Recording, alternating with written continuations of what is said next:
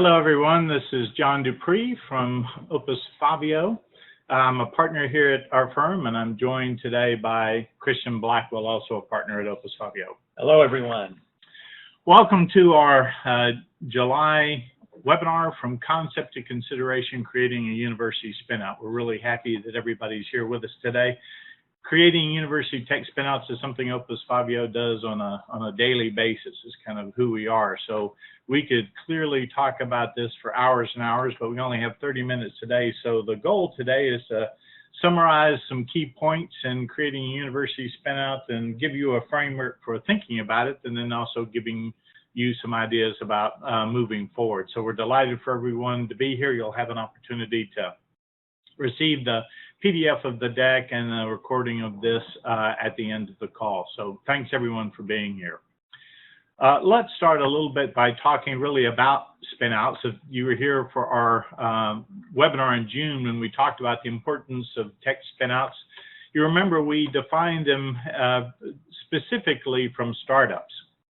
Spinouts are a subset of startups. If startups are new organizations, spinouts are those startups which specifically utilize university licensed intellectual property as the basis for their business proposition. So a lot of what we have today will be talking about startups, but some will be talking about those startups which are very specifically university spinouts, because there are some unique parts to university spinouts. One of the unique parts of a university spinout is oftentimes the impetus for that spinout comes from a university researcher or a faculty member. Oftentimes that faculty member is interested in a spinout precisely because they want to have some sort of social or economic impact with their discovery or their technology platform. So they're interested in making that impact, that society impact, happen by creating a new business. Because they're a university faculty member or researcher, oftentimes the first thing that they do, because the IP that forms the core of this businesses belong to the university, they often go to the university for initial support. Now John, I do want to just emphasize that this point of impact we think is pretty important. It's important to these researchers. We hear this time and again. It's also important to university policymakers, et cetera. So when we talk about innovation, when we talk about spinouts, this idea of impact keeps coming back. That's a great point, Christian, because in many cases, when a researcher goes to the university, they'll go to the tech transfer office or the research department, and they'll find people there that are also interested in impact because it's important to the university. However, most of the experience and the effectiveness at the university involves licensing university technology to existing partners or conducting industry-sponsored research, far less so in forming startups or spinouts. And really, that's how it should be. That shouldn't be surprising because licensing technology and conducting industry-sponsored research are huge initiatives for university and generate huge dollars. However, there is an interest in universities now in encouraging spinouts for a variety of reasons. So how that happens is what we're going to discuss today. But you'll find in the case of many technology transfer offices that it's new to them. And when you talk to them, in many cases, the focus, as for a lot of us, is immediately to raising capital, because raising capital is such an important part. Now, when you talk about funding or raising capital and the preoccupation with it, you might ask, well, why? And that's a couple of reasons, one of which is because it's pretty hard to do. Venture capital firms themselves are somewhat inefficient in how they make contact and get connected with opportunities.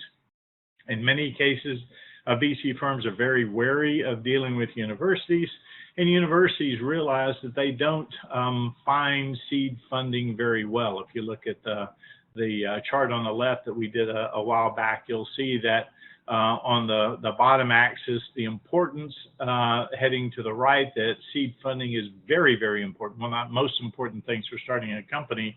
And yet, if you look at the self-scored capabilities, it's also one of the lowest capabilities that universities have. So that being in that bottom right quadrant is very tough, and universities understand that finding money for new spinouts is extremely difficult. we talked a little bit about this last month, but one of the things that often surprises the people we speak to in tech transfer offices is the fact that, and we hear this over and over from investors, that VCs, that investors increasingly are very wary of universities. John mentioned that a minute ago, but this is kind of a surprise to a lot of people, and it's because of war stories, difficulties in negotiating licensing agreements, a sense that spin-outs don't have management expertise, et cetera. But it's something we hear over and over again from investors. Now, next month, we're going to have an entire webinar on non-traditional funding for spin-outs. So I don't want to spend too much time on it today, other than to say, despite all the difficulty, we are all preoccupied with capital rounds and valuations, because that's really what you read about in the startup community. So we're thinking about funding, and in many cases, we're thinking about funding so much, it's almost as if building the actual spin-out itself, building the new business was simple. It reminds me a little bit of that Saturday Night Live classic bit back from the 70s, where Steve Martin came out and did this whole routine on teaching us how to be a millionaire and never pay taxes. And he talks about how easy it is to be a millionaire and never pay taxes, and you too can be a millionaire and never pay taxes. Then he says, okay, here's how you do it. Well, first you get $1 million, and then he goes on for about 5 minutes about how you just forget to pay taxes on it. Part of the joke is his nonchalant assumption that getting the $1 million is actually the easy part.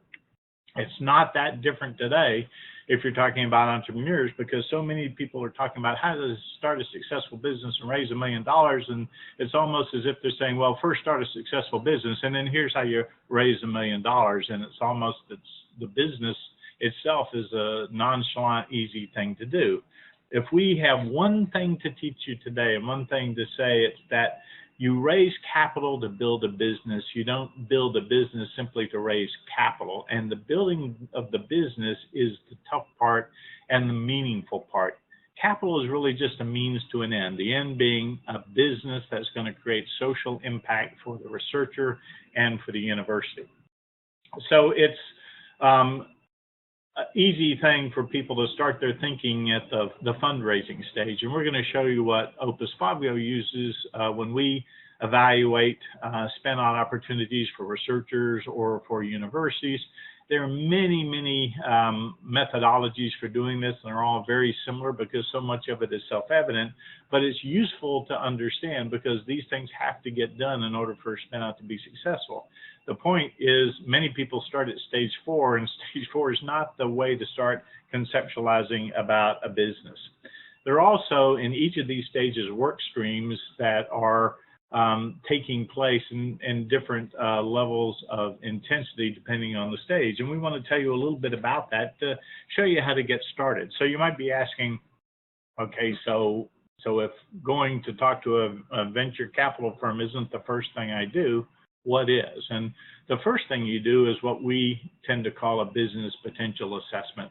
And that is simply saying, is starting a spin-out even a good idea? Now, this is something that Opus Faveo does, but and it's a fairly standard thing that we do. We have a process for it, but there are lots of ways to get to the same point. And these techniques are things that certainly can be done in-house. They can be done by a principal investigator, an entrepreneur, et cetera. But it's important to get it done. Yeah, oftentimes we get hired by university or by researchers to do this, but it can be done because these questions are relatively self-evident. They do require work and discipline to answer, though. One of the things we try to do is understand the PI's motivations and build that fact base for deciding whether a new business is worth moving forward with or not. If it is, then we outline the steps to proceed, and if it isn't, then we look at alternatives for the commercialization, because there are instances where a spin-out isn't appropriate.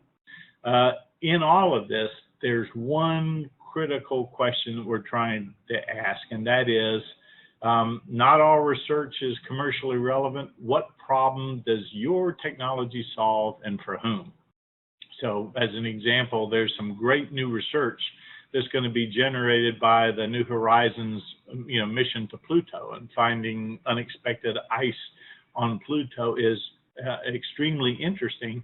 It probably isn't commercially relevant. It's probably not worth beginning a business around the fact that there's ice on Pluto. So not all great research is commercially relevant. The biggest thing that we do in a BPA is try to determine, is the technology that you've discovered really worth starting a new business around? And there may be lots of reasons why you wouldn't start a spin out. Maybe it's going to require too much capital to become commercial. Maybe the market that you serve is too small, or maybe it's a shrinking market. Maybe you've created a technology that provides an incremental improvement on a product that already exists. In that case, it's probably better to license that to the current creator of that product, not to start a new business. Maybe you're in the unfortunate position where there's really not much university support for spinouts, and you're not going to get access to the IP license in a commercially meaningful manner. Or, and this is unique really to spinouts, maybe there's not an entrepreneur that is willing to take this company and move it forward, because you've got researchers or you've got PIs who like the idea but don't want to be the entrepreneur. So Christian, talk about researcher interest and how important that is. Yeah, so when we do one of our business potential assessments, we always begin talking to the PI, the scientist, the researcher, and sometimes it's even more than one. Often there are collaborators who work together. We talk to them and ask, what is it that they want? That's where this all begins. What do they want out of life? What do they want out of the research? And how does commercialization fit into their goals, their desires, and their vision of the future? We often say at Opus Faveo that it's not so much about the IP, it's about the PI. It's about the people and their stream of research, fundamentally. Beginning there, we then look to the role that the researcher wants to have in the spin-out. Do they actually want to be an entrepreneur? And particularly in the case of faculty members, tenured faculty members, these are people who have a lot going on, and they are managing large research budgets, they're attracting more research dollars, they are managing large groups of researchers, PhD students, postdocs, etc. They are speaking at conferences. They may want to have their research turned into a spin-out, but they just don't have the time to be involved. So the question then becomes, who is going to be that person obsessed with turning this research into a successful business? And that's a question that everyone on this webinar can be asking. As a firm, we've been asking that question, and we've actually developed a business around being that entity that is obsessed in the early stages with turning this into a spin-out, and then we recruit management team members to continue that initial spark.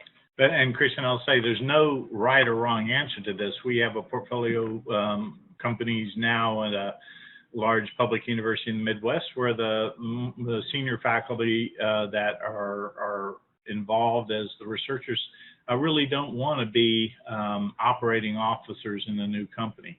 We have another portfolio company at a large public university in the Southwest, where the researchers who are recent PhDs, slightly more junior, they very definitely want to be the operating officers of the company and actually came to graduate school with that in mind. So in both cases, there are opportunities, in both cases, there are challenges, but either it can work. What can't work is thinking that a researcher wants one thing and then realizing later on that it's actually something different. So making sure that the capabilities are aligned with the motivation.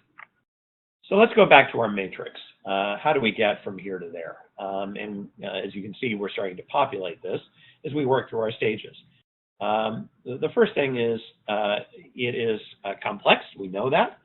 And it is not a simple linear pathway. There are a lot of moving pieces, and often the order of those pieces is the most difficult part. John, you talk a lot about that. Yeah, I said this is a bit of this slide makes it sound like it's all perfectly orderly and each box follows the arrow that is directed. But in fact, these things have to happen, but every spin-out is unique and they happen in different cadences and sometimes different sequences. We have a company where we thought we knew what the product was and we're working along the lines of realizing that product, and we realized, the real commercial product is not the one we were working on, it's the one that we were right next to and thinking about. So we had to actually go back and start over again in terms of the product service concept and draft it around something that ended up being much better. But it was an iterative process. But this is not to say everything is always going to work exactly like this and exactly in this sequence, but these are the components that need to happen for a successful spin out to get to the point where you're demanding consideration from your capital sources and customers and supply chain partners. For the scientists on the call today, on the webinar today, this is ironically somewhat familiar because, of course, this is science, right? You iterate, you experiment, and to a certain extent, that's what we're doing here and trying to build a business. Before we move on, just want to highlight here that we've got the box that we've outlined in red, present to investors. And as you recall, we started talking about how there is so much focus on fundraising, and yet that's really just a tool in the process. And there is a whole lot of work that goes into creating the spin-out before we even ever get to the point of presenting to investors. There are possibilities to create companies without even getting formal institutional investment, VC investment. We'll talk about that next month, as John mentioned earlier. But using this convention, again, a lot that goes into even developing that presentation. If we think about these stages 2 and 3, the creation of the spin-out, one of the things that we hear a lot, both from TTOs, this came up in our formal survey, as well as a lot of anecdotal conversations with TTOs, and also in conversations with investors, one of the problems that is continually identified is with university spin-outs is that the spin-out did not really understand the competitive landscape. So clearly that's part of this. The IP protection plan, TTOs tend to be very good at this and pretty focused on this, but it clearly is an important part of it. Production, how do you make the product?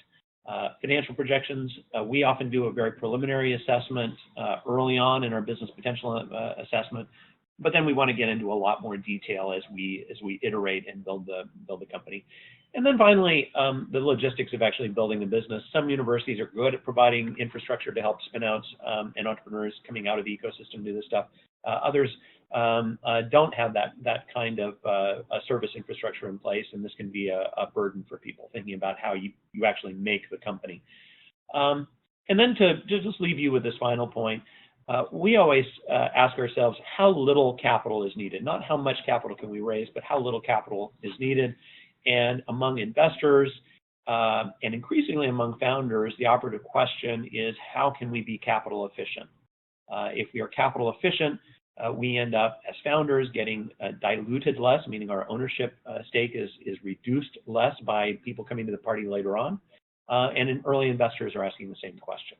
And Christian, just for those of you who may not be that familiar with sort of venture funding, it's not that we're particularly conservation. It's just the earlier the capital you get, the more the bigger piece of your company people will want for it. So the higher the risk, the more they'll demand. So the least amount of capital you can acquire early on, the more of your company you retain for yourself. So it's not, it's in your self-interest and in our self-interest to use as little capital as we can until we've built less and less risk into the company. Well, and even over the long term, if you do multiple rounds, the people who come in early rounds have a risk. If the company needs a lot of capital in later rounds, there is a risk that something happens in the financial markets that just prevents that from happening, a so-called risk-off event, to use financial jargon, where because of a Greek exit from the euro, everybody suddenly is afraid of making risky investments, and so you can't get that C round done. And what does that mean to the business? So again, capital efficiency is a pretty big deal these days. Competition, we mentioned that a minute ago. It just can't be overstated enough. Competition, understanding the market. We do think that university spinouts are in a very good place in terms of being able to assess competition, because academic researchers tend to know what else is happening in the academic research landscape. They attend conferences, they publish peer-reviewed research. They have a sense of what other labs around the world are doing, and that's a competitive advantage. It's certainly an advantage in understanding that landscape. We also, of course, do focus on industry competitors and what's happening in R&D labs in the private sector. But going back to the matrix, and again, as we continue to populate this out, presenting to investors a small piece of this whole thing, and we get into stage 5 and the later stages of fundraising. Stage 5 is a bit of a catch-all. Execution, obviously, that is a huge part of this whole thing. Can you actually turn this into a business? And there are lots of ways to address that. A number of universities have mentoring programs, which are great and help with this execution stage. We also at Opus Faveo are big believers in recruiting people who have industry expertise to the management teams. And we hope that those of you on the webinar today keep that in mind, because we think that's a great way to bring experience in this stage 5 to the spin out.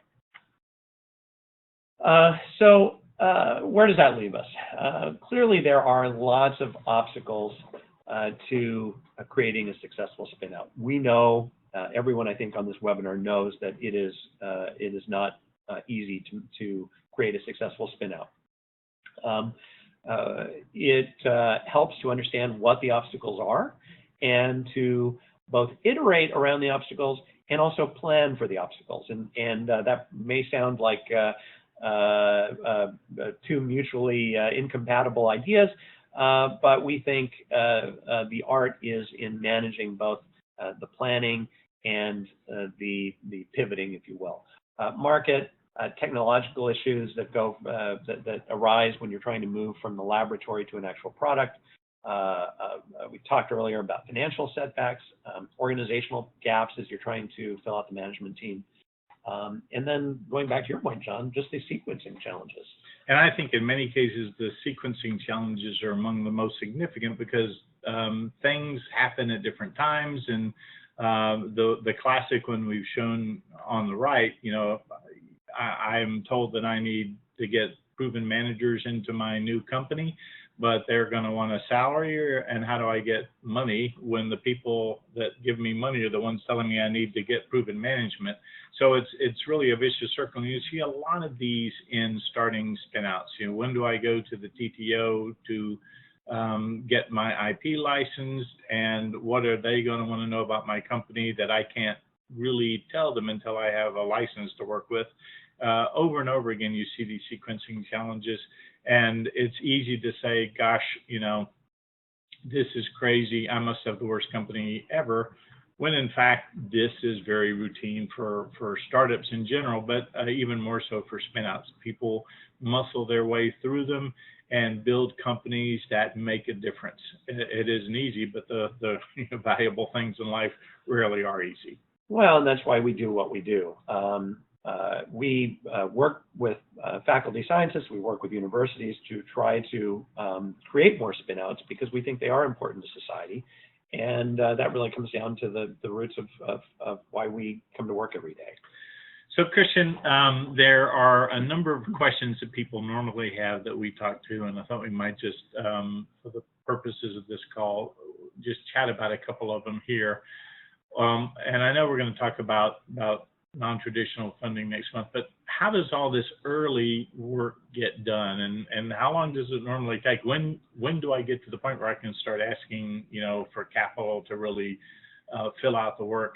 Who does all this early stuff? Yeah, and obviously this is a question we hear quite a bit, and we hear it with often a frustrated tone of voice from faculty scientists. We hear it from university leadership and administration, and there are a variety of ways. Certainly, part of our business as a firm is we do this. Faculty scientists hire us, universities hire us to do something like this business potential assessment. When we're interested in, after that point, when we're interested in a spin out, we will take an equity stake and we will partner as a co-founder with other individuals around the table to try to make that spin out a success. But that certainly is not the only way to make this happen. In the case of, I would say, the most conventional spin-out, it's often grad students or recently minted PhDs who just decide that they're going to make this happen. They're the crazy people at the table, the mad men and women who are going to be obsessed with making the spin-out successful. That's terrific. We'd like to see more, and sometimes you just don't have those Renaissance people who can do it all.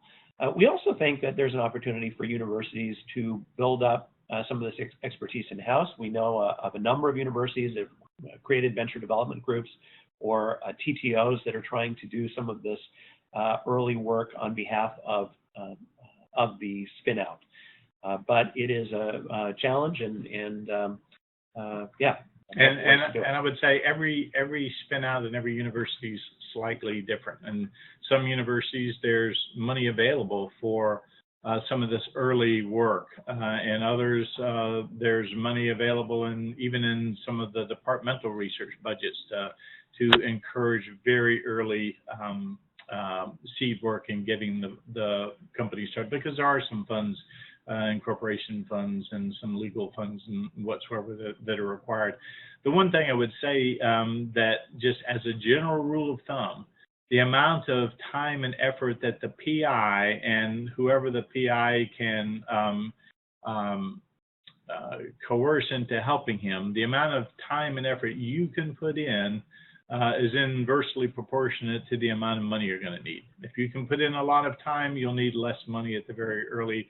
If you're a very senior faculty member and you really can't put in a lot of time, it will take a little bit of money. You'll hire, someone like Opus Faveo or any number of other firms that do this sort of thing. Or your university may be able to assist you. Or what's becoming a little bit more common and always strikes us as being unusual that it isn't is partnerships between the sciences departments and the business schools, where there's a natural repository of people that should be able to help in this regard. And breaking down the barriers between those two silos are clearly an opportunity for universities. Just on the timing, one more point. We have a process that we use, and we're fairly disciplined in that. Business potential assessment is something we'll do in a 30 to 60 day time period. But obviously it can take a lot longer than that. When it comes to actually creating the spin out, by the time we get to investors, we might have invested as much as 6 to 12 months of our time into getting a company to that point. So it does vary. So I know we were running a bit out of time, and we're going to knock off right at 30-minute mark, but we've talked about how difficult startups and spin-outs are, but there are some advantages that university spin-outs have that make them, we think, likelier to be successful. Yeah, absolutely. And we spoke about this a little bit last month. First off, spin-outs compared to other startups tend to be based on a lot of research. Often this has been research funded either from industry through sponsored research or especially from NSF in the United States case, National Science Foundation, or similar kinds of governmental research grants. So long histories, long streams of invested research before you ever get to an actual product. And when you compare that to an app-driven startup that's been written by people, coded by people over a couple-month period, there's just a lot more meat to the university spin-out. The other one is the soft power, as we call it, that the university can provide. These are all the introductions, the credibility, the networks that universities have that the independent startup does not have. There are others, but those, I think, are the two key ones that I would want to highlight. Well, we'll talk a lot about that in future webinars, but let's just give you a little bit of closing information. This is a lot to come at you. As we say, this is what we do every day, and we could talk hours in detail about it. You may be sitting out there saying, gosh, I have something I'm kind of interested in. I'd love to talk to these guys about it. Just contact us at info@opusfaveo.com. If you're an attendee at our July webinar, an Opus Faveo partner will be happy to spend an hour with you on the phone at no charge, just talking about your opportunity. Or if you're a TTO or a research official, we'll talk to you about your university research policy questions. And just do that before August 15th so we can schedule you. If you'd like a PDF of this or a recording of this, also send us a note at info@opusfaveo.com. We'll be happy to send you that as well. And then, of course, just visit us at www.opusfaveo.com if you want to learn a little bit more about us. And plan to join us in August when we will talk specifically about spin-out fundraising and specifically about all the non-traditional ways to fund your spin-out. Thanks, everybody, for attending today. We look forward to hearing from you. Thanks a lot. Bye-bye.